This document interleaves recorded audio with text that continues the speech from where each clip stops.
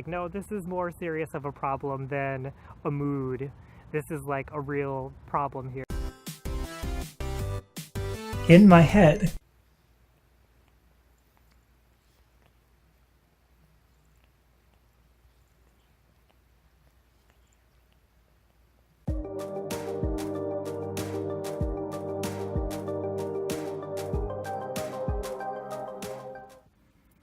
Okay, so I gotta stop saying okay, so it's kind of dumb. Here I am. It's the day that I do everything in one day. It's my little thing that I do. It helps me to have a routine and helps me not get overwhelmed. So, although this day I guess can get very overwhelming, it's kind of nice for me to just kind of do everything in one day. So that's what today is. Now, as far as mental health, I figured the weekend I kind of do these longer videos because I don't release the video until Tuesday. So why don't I go in and dig a little deeper into my own history of mental health, and maybe that's interesting to you. I don't know. It's kind of interesting to me. And why don't I talk about how I feel that I have had borderline personality disorder. Maybe I still have it. I don't know. I don't think there's like a clear way to designate whether somebody does or does not unless you're using criterion. But I feel like I have had borderline personality disorder in my past, and let's talk about that. All right, before I go in to do some of my errands here, I wanted to just check back in and say I would like to talk about BPD, borderline personality disorder, and how I believe that I had it. When I believe I had it was 2008 and prior to then, but that was when I kind of like realized like, oh no, this is what I've been experiencing. But I want to talk about how I feel like I self-diagnosed, which, you know, that's controversial in and of itself. But I want to talk about that, and I want to talk about like what it means to have borderline personality disorder, what it means to have a personality disorder in general, the circumstances that kind of led me to that, because personality disorders are interesting in that you may not be so aware that you have a disorder. And I know that's true for other mental disorders, but particularly for personality disorders, it's very confusing when you're like, wait a minute, well, why do I have a disorder? Isn't this how everybody acts? So we'll get into that. Always put your card back. It's super foggy tonight. It's kind of cool. It hasn't been foggy in a while. Am I the only one who goes somewhere and is all excited because they play Pokemon Go? Yes, I'm still playing Pokemon Go. And you're like, wow, I'm going to go somewhere and there's going to be all these Pokemon. And then there's like really just a bunch of common Pokemon that you see everywhere else. I can't be the only one who goes through that. Kind of sucks. So let's see, borderline personality disorder. I really need to get going and continue what I'm doing, but I will say that I knew something was a little bit wrong. Like, I knew that I was having a really hard time in life, but I thought that it was me that was the problem. I thought there was something wrong with me, which is a symptom of post-traumatic stress disorder, which is feeling like you're to blame for things and that you're defective in a way. That's a post-traumatic stress disorder symptom, but it also is a part of borderline personality disorder in this sense of having a deep sense of shame about yourself. Which can also kind of be seen in other personality disorders, but it's characteristic of borderline personality disorder. So that was like the first little hint to me that something was wrong. Like, I just couldn't keep my life together.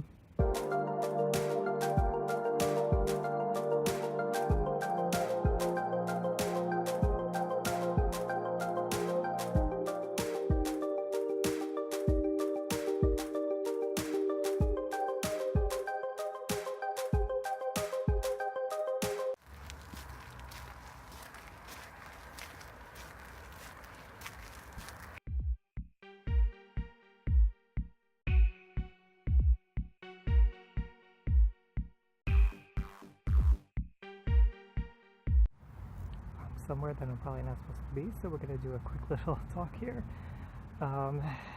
So I was talking about borderline, and I was saying how I felt like my life was getting out of control, like I just wasn't able to function. That was kind of like the first clue that something was wrong, and I was thinking it was me that there was something wrong with, but I wasn't thinking it was like a mental disorder or something. I mean, maybe the thought crossed my mind, It was more like, I don't know, it's just like, what's wrong with me? Why can't I do things? You just think there's something wrong, but you don't think it's like a mental problem. For whatever reason, I just never conceptualized it as a mental illness or a mental disorder. I just thought like something's wrong with me. I'm defective. I'm never going to get ahead in life. My whole life has been screwed up, and I've lost so many years due to having childhood issues and then to taking the wrong paths in adolescence or college or whatever it was. I just had all these things going in my head about how I was defective and I was never going to catch up and be where everybody else was in society. So that's what was going through my mind back in 2008 or so, when I was figuring out like there's a problem here, something's not right.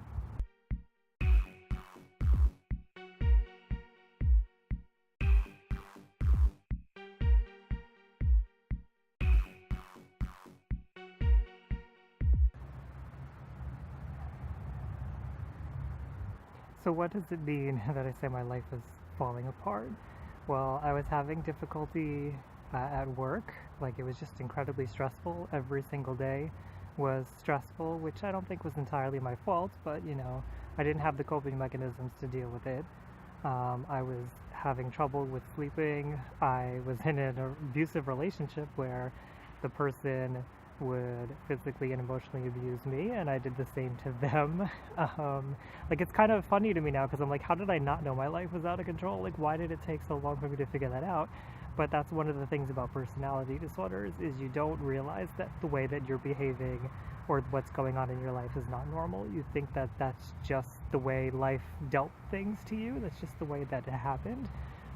You think that the way that you're behaving is normal because it's the way that you've always behaved, and when you look out at other people, you see that the way that they're behaving is just a mirror of what you do. Like, you see the way that they're behaving is for the same reasons that you would behave that way. You don't really think that other people could have a different way of being. So that's what was going on.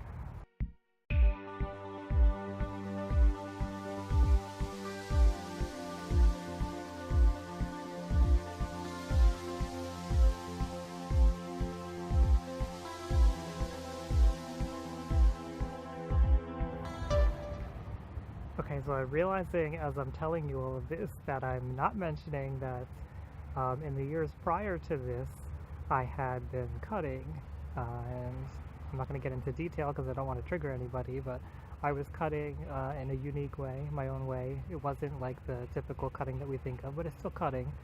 And even prior to that, you know, I was thinking about this, and I used to like bite my skin. Not till it bled or anything, but I would like bite my finger or bite my arm, and that was kind of like a way of managing the anxiety that kept swelling up inside of me, these incredibly intense feelings which are characteristic of borderline personality disorder. But again, I didn't know what any of this was. It was just the way that I did things, and I don't know why, but I didn't think it was abnormal. I mean, I didn't see other people doing this, but like, you don't know what goes on behind people's doors when they're closed, and I don't know, I didn't have a precedent to believe that anybody else was doing this, but for whatever reason I just thought that I was dysfunctional, but I didn't think like there was a name for what was going on. I thought maybe it was just anxiety, because anxiety is kind of like what we all know, right? And that was the easy label for it, so anxiety is what I went with. But I learned that was not anxiety, it was most likely borderline personality disorder. You know, it could be complex post-traumatic stress disorder, which is not an actual diagnosis. And let me preface and say that, you know, because I am talking about self-diagnosing here, it's a controversial thing. I personally advocate for self-diagnosing as long as you're aware that your choice of diagnosis for yourself is only one choice. Your opinion is only one opinion on what your diagnosis could be, and you're biased because you only see yourself from one point of view, whereas other people can see you from a different point of view. So especially with the personality disorder, like I said, I didn't know what was going on, and I didn't believe that there was something wrong with my personality, so I couldn't see that, but somebody else from the outside might have very easily been able to see that. So the train is coming. I will get some more later.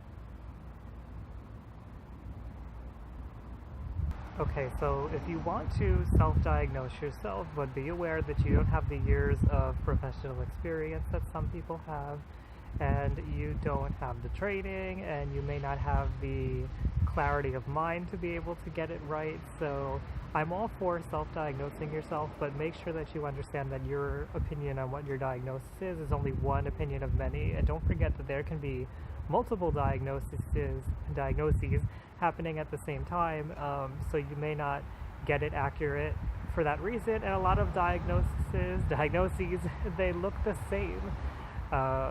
They have a lot of symptoms that overlap, so it takes skill to be able to do it correctly. And I have faith that whoever is watching this, you probably have the skill to sort through it, but it takes a lot of time and it takes a lot of diligence. So just be cautious. Be cautious of giving yourself a label and then deciding that's the label for you, because that may not be what actually is happening.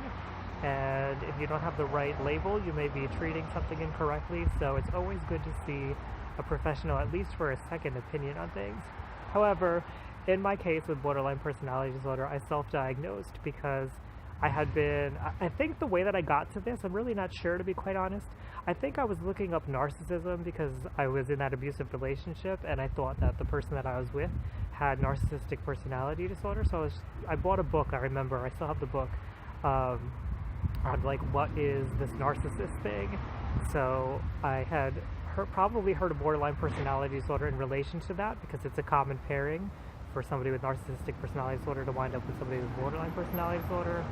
So that may have been where I first got my first idea of how this is happening.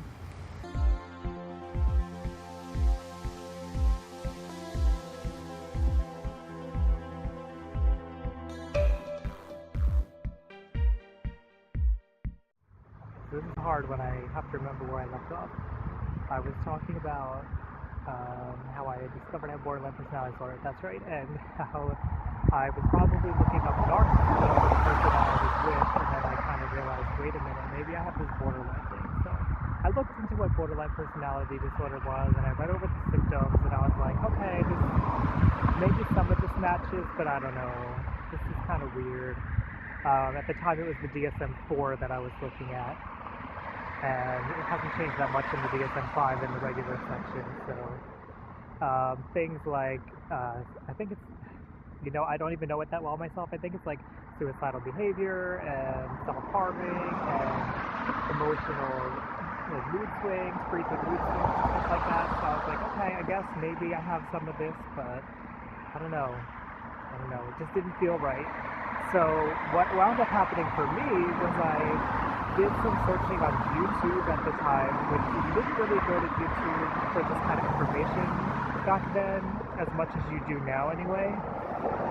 And I looked up a video of a woman who was talking about her experience having borderline personality disorder.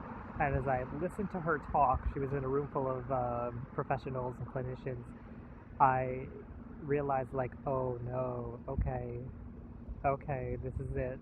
This is what my life has been like, so this is it. This is what I've been trying to figure out what the answer is. This is actually it. And it kind of came over me like a wave, like, oh no. And the funny thing with personality disorders in particular is that we have this issue of not having self-awareness that we have the disorder, which can be true of any mental disorder, but in particular with personality disorders, that self-awareness isn't always there. And maybe I should talk in the next video a little bit about the different components to personality disorders. So let me walk a little bit and see if I can find a place.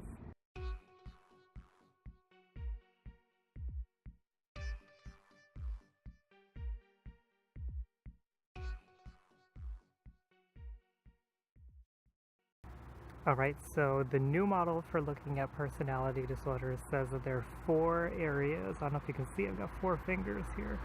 4 areas where people have difficulty when it comes to personality disorder, and those are identity, self-direction, like your goals and things that you want, your empathy, your capacity for empathy, and your intimacy, like basically how close you can get to people.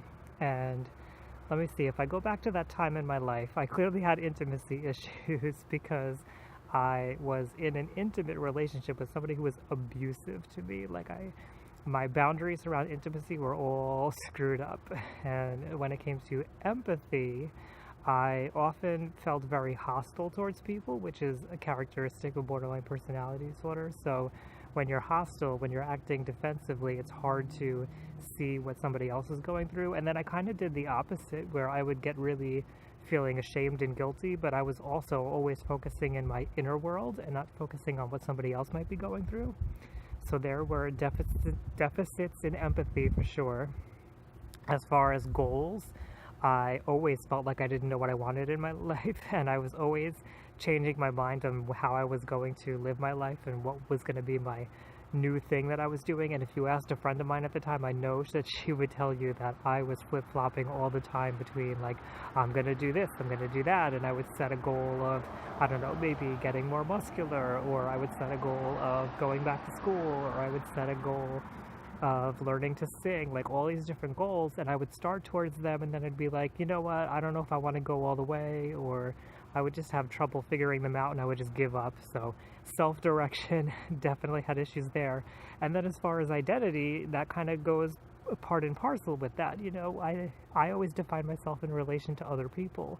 Everything in my life centered around how I was relating to the people in my life. But if you ask me like about myself, I could give you like superficial answers, like I like to sing and I like certain bands and I like to do certain activities, but when it came to like what I really cared about, I didn't have an answer for that, because I always related it to other people and how I related to them. So I definitely had issues in all 4 of those areas. Now, quickly, I'm going to get into like a little bit of what borderline personality disorder looked like for me. So something that happens with people with borderline personality disorder is we do this thing called splitting. And splitting is seeing things in black and white. Everybody does this. It's not just borderline personality disorder people who do this. However, it's characteristic of the disorder. And what you do typically is you see yourself or somebody else as all good or all bad. So if I'm seeing myself as all bad, I may see somebody else as a savior and they're all good, and then I go towards them. But then they may do something that kind of like feels wrong to me, or it feels like they're abandoning me, which is another core thing for borderline personality disorder, to feel like everybody's always abandoning you and everybody will always leave you. So when they say something that's a little off or it triggers me in some way, I would then see them as abandoning me, and then I would switch, and the split would very quickly go to that they were abandoning me, so they must be all bad. So now I'm either angry at them or I'm disappointed in them, and I must be all good, and how could they hurt me? How could they do this to me? And the thing with borderline personality disorder is that this is constantly happening throughout the day. It can happen in the span of 5 minutes. I could talk to somebody and think they're the greatest thing in the world, and then when they have to get off the phone because they have something to do, I think that they're a horrible person for not caring about me, and how dare they, and feel really angry at them. And then 5 minutes later, I could feel really angry at myself for thinking that they're a bad person. How could I have those horrible thoughts about somebody else, feel really guilty, and then see them as a good person again? And it would constantly flip back and forth throughout the day, every day, and it's a very confusing way to live. And it's agonizing. It was torturous for me. But I wanted to talk about splitting very briefly, because there's also splitting in narcissism, which, who knows, I might have had some narcissistic traits inside myself at that time also. But when it comes to narcissistic personality disorder, in contrast, they also do splitting. However, they do it in a much more, I don't want to say permanent, but it's a much more stable way. So when they see you as good, they see you as good. They usually see themselves as all good, usually, not always. But as soon as they feel like you've done something wrong, it will be like a serious injury, and they will see you as all bad, and it won't go back and forth and flip-flop the way that it did for me. So just something to be aware of, that splitting shows up differently in different personality disorders. Again, everybody splits. Everybody has had a moment. Admit it to yourself. You've had a moment where you saw things in black and white, and you saw somebody as all bad, and you weren't able to see good qualities in them, and vice versa. You saw somebody as all good and you weren't able to see the bad qualities in them. However, when it comes to a personality disorder, it may be more dysfunctional than that, and that was the case for me as far as borderline personality disorder.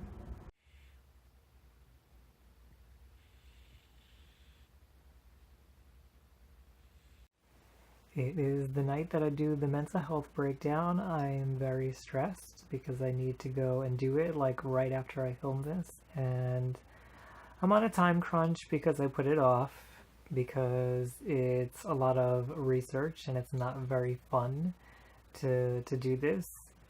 And somebody just made the suggestion to me that maybe I shouldn't be doing it. Maybe it's just not my thing, and I'm invested in doing it because it keeps me up with what's going on in the mental health world, which I think is important, and it helps me to keep all of you who are watching informed about what might be going on as far as mental health in the world, so it matters to me. It's just stressful. It's just stressful. It's not something that I love to do. I would love it more if I just had like people who worked for me. Oh, this is just a dream. But if I had people who curated the news for me and all I had to do was kind of like say it, that would be like perfect. If somebody could put together all of the pictures and the videos and get the facts straight and everything, that would be amazing. Of course, I would still want to look it over and make sure all the facts were true, but it is what it is for now. It's just me, and since I am usually working on my YouTube channel throughout the week, it's just a big burden. The whole thing can be a big burden sometimes. Not that I don't enjoy it, but it's like one of those things where it's enjoyable and it's also very stressful at the same time. So in particular, when it comes to the mental health breakdown, it's stressful just because it's very like administrative, and I've learned throughout my life that I don't like this administrative stuff. I am much more comfortable just talking and being a little bit off the cuff, which is hard when it comes to mental health. You can't be so off the cuff. You have to know what you're talking about, but it's kind of working for me with the vlogs, like what I'm doing right here talking to you. But anyway, this was just my weekly complaint. If you haven't figured that out by now, it's kind of what I've been up to, complaining about this every week, but I wanted to give a little update so I'm not missing a day. You see, Anastasia doesn't even want to do it. Right, Anastasia? I'm almost through the recording of this. It hasn't been too bad. My anxiety hasn't gotten as crazy as the first time that I decided to do this. But I still get kind of disappointed that I'm not covering as many stories as maybe I could, or maybe I'm not doing the stories as much justice as I can, and I feel like I can do better, but hopefully as I continue to do this week to week, I'll get a little better. Apparently, Anastasia doesn't think I'm doing that great. Sorry, Anastasia.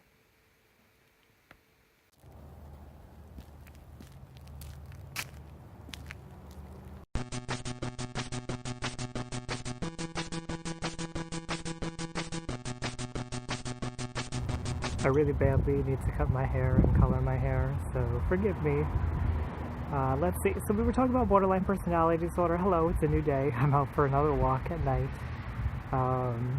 The days feel like they're flying by since I started doing this vlogging thing, because I'm very aware of how the days keep flying by, and I don't know, kind of interesting, something to maybe note down. I wanted to go on from there about how I started to heal from borderline personality disorder, because a lot of people feel like personality disorders cannot be cured, and this is like a matter of great debate. And my personal opinion is that you can cure a personality disorder, because, and I put it in quotes because I feel like when we talk about personality disorders, we have to understand that everybody's a little bit disordered in things.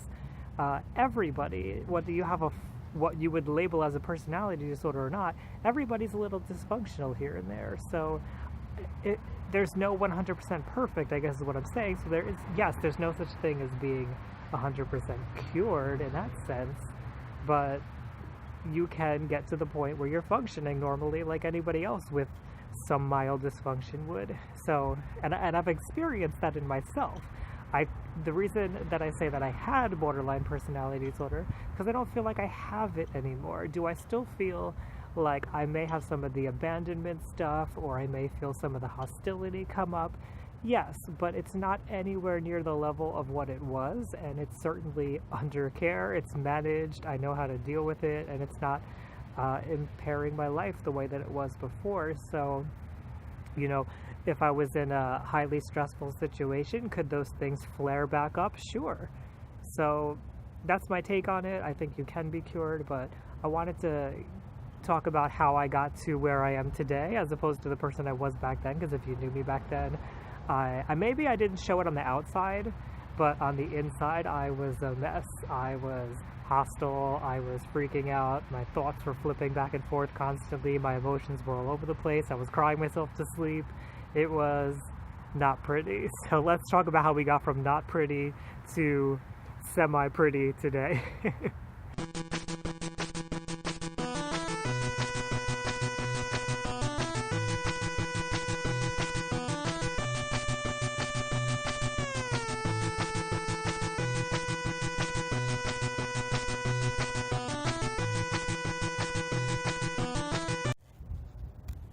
Okay, it's kind of dark here, but bear with me. There was some people walking by and I wasn't comfortable, so I had to kind of stand here in the dark. It's very weird doing this.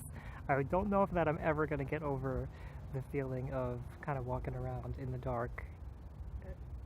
Never mind if I went to do this in the daylight and people kind of walking past me. Again, I feel like contextually, if I was in a city, it wouldn't bother me as much because I wouldn't feel like there were people kind of listening in. Maybe not. Maybe we'll have to try that sometime.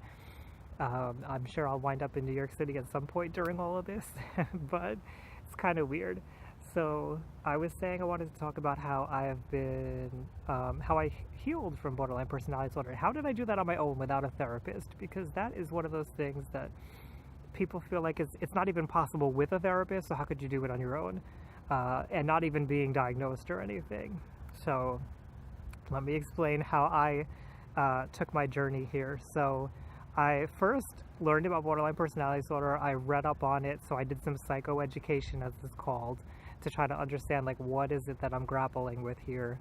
And when I would have a hard time, like, you know, when I was having a good time, I didn't really care, because I was like, oh, I'm better. Like, that's kind of the thought, like, oh, I'm feeling good, it doesn't really matter. Like, it had to hit me a few times over and over and over and over and over and over again before I realized, like, no, this is more serious of a problem than a mood. This is like a real problem here. So I remember looking up at that time DBT skills, dialectical behavior therapy skills, because that seemed to be like the thing. I didn't understand what it was. I found some website, and that website is still out there, and they described DBT skills, and I remember reading it over, and I was like, okay, I get it, but this can't be it. Like, this is what I'm supposed to do.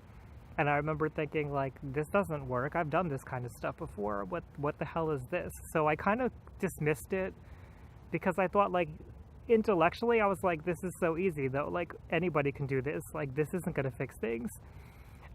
Naive little person that I was at the time. So now I'm like a big believer in DBT and DBT skills, if you don't know.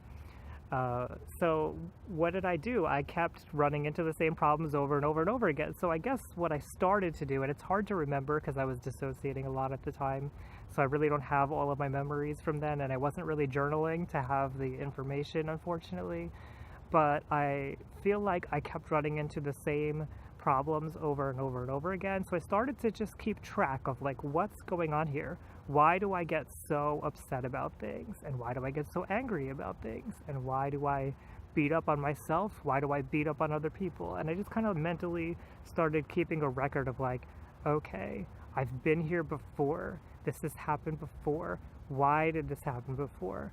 even though it's a different person, I've had the same pattern of interaction with somebody else. Why is this happening over and over and over again? And of course, at the time, my conclusion was, well, I had a bad childhood and I'm just damaged goods, which was not true. But that was kind of my naive conclusion. And so I didn't like get a grip on what was going on for a while, but I'm going to continue walking now, and we'll get to like some more progress on this. But the start was just being aware of that it was a problem and starting to pay attention to like what kept happening over and over and over again.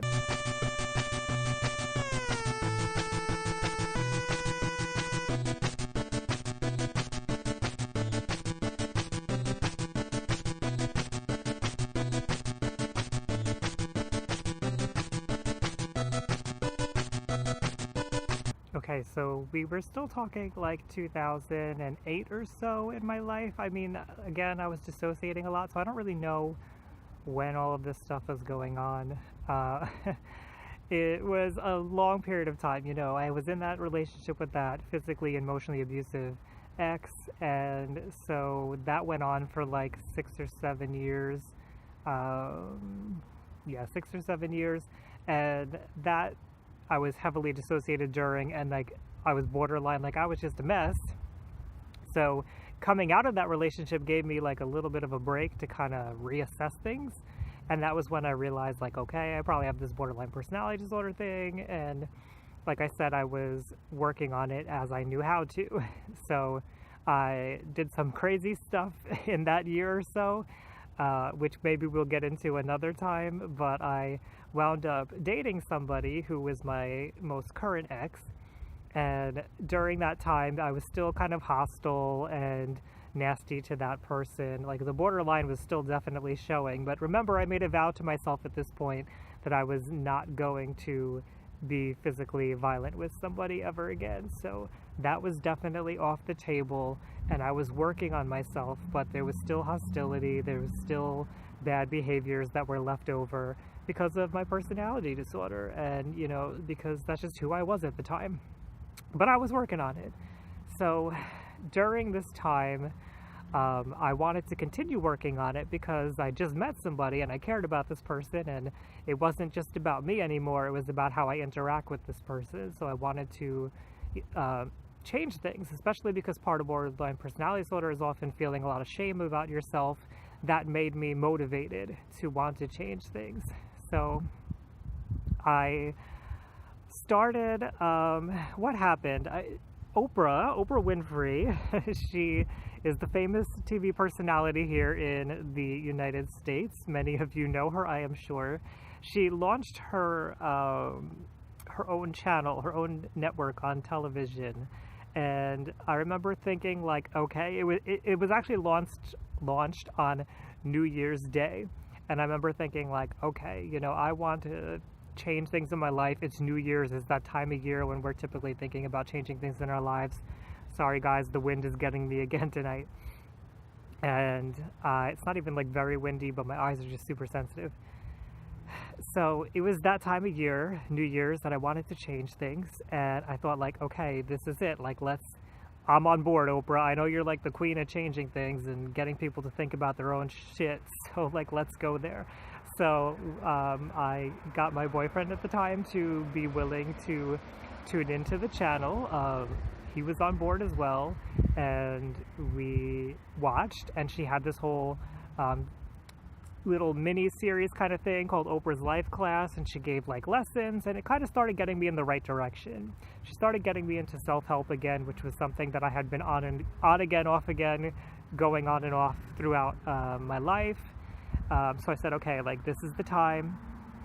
So I got on the self-help kick again, and she started talking about meditation, and she did her first free meditation session thing with Deepak Chopra at the time, and this was a big deal. I didn't realize it was going to be a big deal, but it was a big deal. At the time, I was like hardcore atheist. I hated religion. If you spoke religion to me, like I wanted nothing to do with it. I thought you were stupid.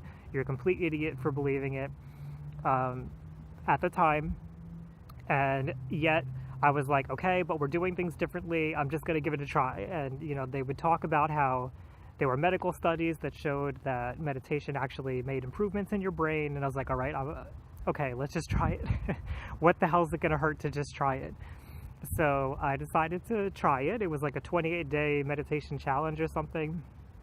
And, you know, I went through the whole thing and I was losing my patience very quickly. I was like, I don't think this is doing anything. I can't stop the thoughts in my head. They just keep going. Like, I don't know that this is going to get anywhere. But by the time I got to the end of the 28 days, I finally started to get a grip on it and see like, oh, like I really can not have these thoughts running through my head constantly over and over and over again. This is kind of nice. And at the beginning, if you told me that was going to be possible, I wouldn't have believed it, because every time I sat down to meditate, it just didn't get anywhere. But by the end, it got easier. So I finally got to the point where I was able to, oh, the wind is killing me. I finally got to the point where I was able to meditate and to have my thoughts clear out for the most part. Not perfectly, you know, thoughts would sneak in, but for the most part I could clear out my thoughts and be calm. And that was not an experience that I was used to having with borderline personality disorder, because I was used to having my thoughts all over the place, flipping back and forth, angry, sad, depressed, crazy, like everything. And finally, here I was at a point where I could actually think straight. Like, I could actually choose my thoughts. I could go from one sentence to the next and carefully choose the sentence that was coming, and not feel like I was just the slave to these thoughts that kept running through my head, running through my head, running through my head. Little did I know that meditation is actually a part of DBT. It's one of the skills. So I didn't know that I was actually giving myself dialectical behavior therapy skills in that moment, but I did. And that was one of the biggest points of change for me with this whole borderline personality disorder thing, because when you have your thoughts going out of control, there's really no hope to change, because your thoughts and your emotions, they're all tied together. Even your body sensations, all of it's tied together. And if you can't get a grip on any of those things, then you're not going to have the capacity to change. So that was the first step to having the capacity to changing my personality.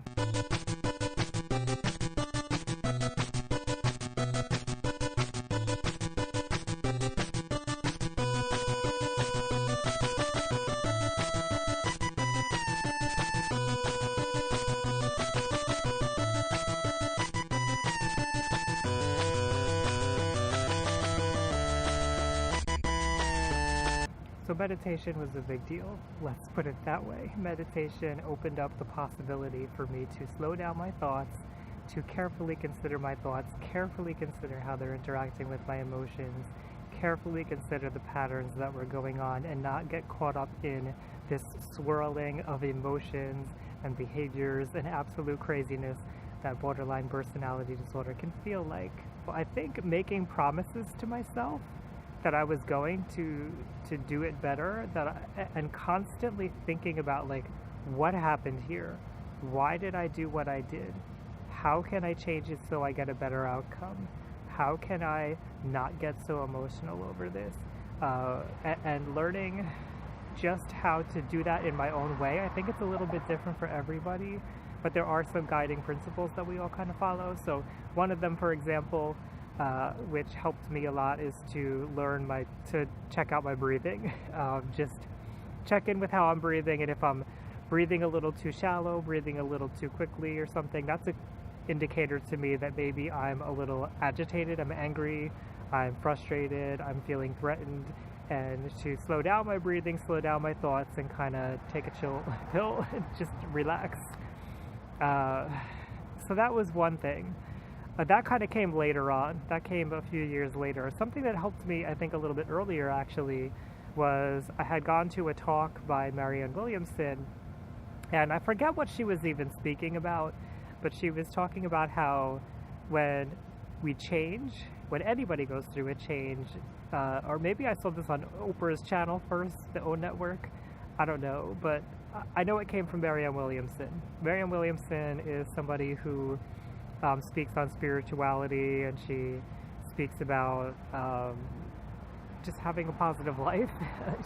She's more than that, but she speaks from A Course in Miracles, which is a psychological / spiritual guidance book, which is kind of interesting. But what she was saying about people who change is that you go through change in phases, and the first time something happens, you notice something bad happened afterwards. Like you say something nasty to somebody and you don't realize it right in the moment exactly what's going on.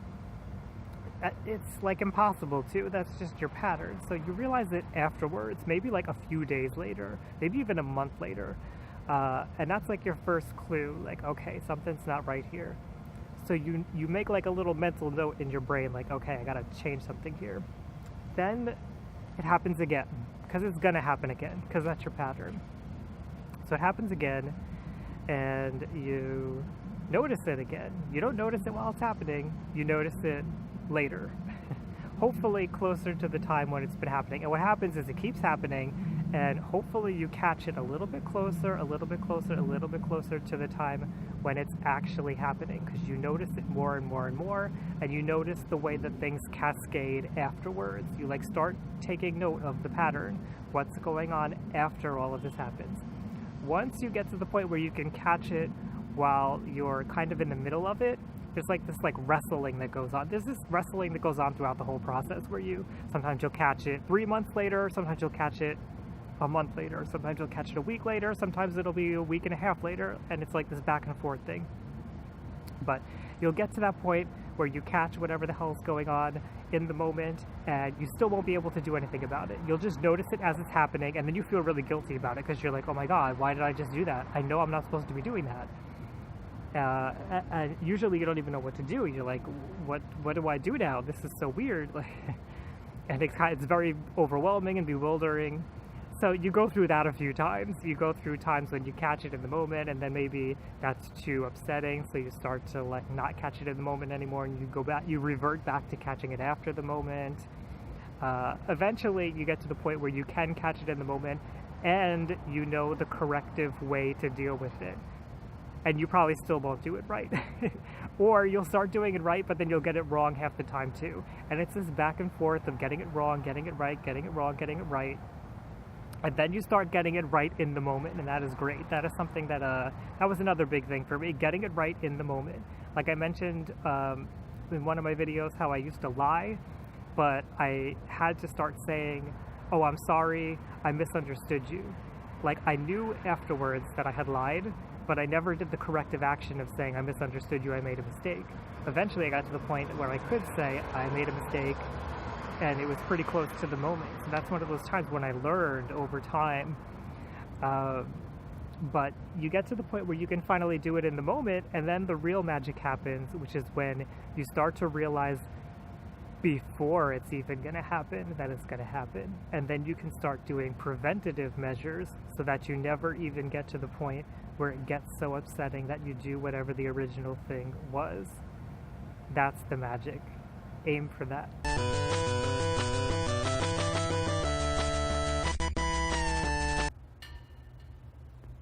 Okay, this seems like a good spot to wrap everything up. So I just wanted to say, before I do wrap everything up, that my experience of borderline personality disorder can be very, very different from somebody else who's had it. So don't feel like my example is the example for everybody who has borderline personality disorder. And I'm leaving a lot out. There's a lot, I'm talking about years and years and years of my life here. There's a lot of distressful situations, a lot of emotional lability, which is like those crazy mood swings that happen over and over and over again.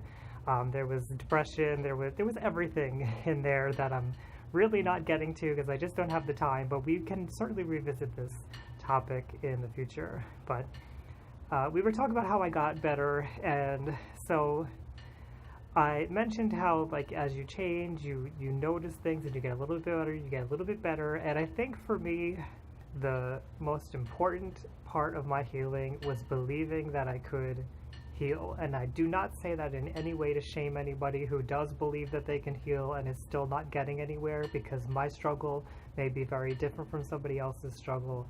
But if I didn't believe that it was possible, then I would have never taken the action to try to change things. So that was imperative. No, believing that I could change, and of course having the awareness that I even had a problem in the first place, and then taking the action to deal with that problem. So I would say for me, the meditation was a huge part. After the meditating, I really could see a huge change in my personality. I don't know if the other people around me could see that change. I definitely saw it. I also knew what I was looking for, so, and I knew what I was working on, so I know it was very, very, very different. My thinking was much, much clearer, and my decisions were much more deliberate. After that, that was a big deal. So we'll see if any of those things help any of you. If you yourself are struggling with borderline personality disorder, or if you know somebody who has it. I'd love to hear from you, though. If you know somebody who has it, if you have it yourself, what has your experience with borderline personality been like, or borderline personality disorder? Have you healed? Do you think you can heal? Do you believe that it's something that can be cured? Let me know. Leave it down below in the comments and let the community hash it out, and we'll see what everybody thinks about this.